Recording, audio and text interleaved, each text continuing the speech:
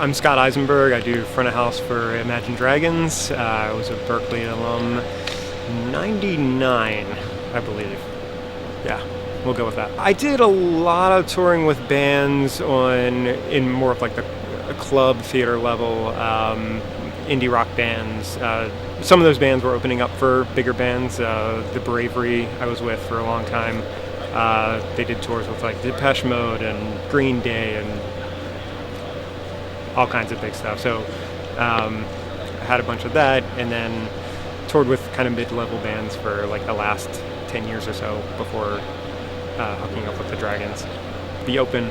You never know what's going to lead to what. I mean, when I graduated, or when I started Berklee, I was doing drum performance and went into the MP&E thing and left and joined a band. Did that for a while. One thing leads to another. I did studio stuff for a while. Started mixing my friends' bands in different clubs, and that's what went somewhere. So be open. Anything can happen.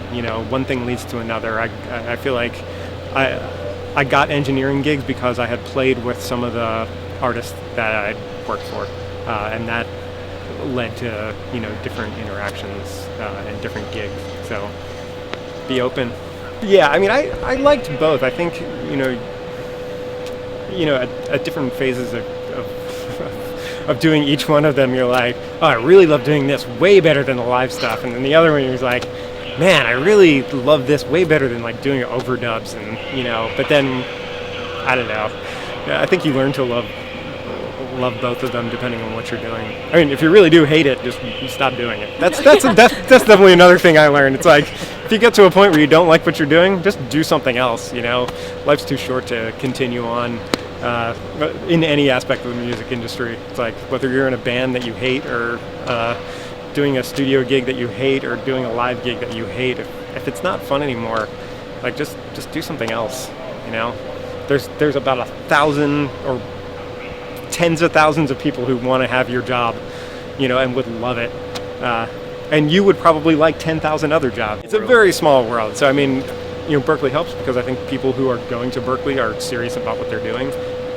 So you definitely meet a lot of people who went to the school and now are in the industry somewhere, whether they're managers, artists, promoter reps, studio people, guitar techs, whatever. I mean, it's like people do all kinds of different things, and some of them do many, many things. So you never know when or where you're going to run into them. And I hated it when everybody said it's all about networking.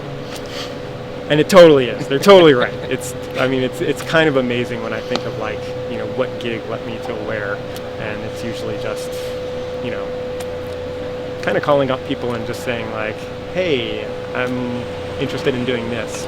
And I'm a nice person. Yeah, exactly. That is, I swear, the thing I say to so many people, and I'm glad Ben said it, it's like, if you're nice and you can do your job adequately, you will be hired so many more times than somebody who's like amazing but just not fun to be around.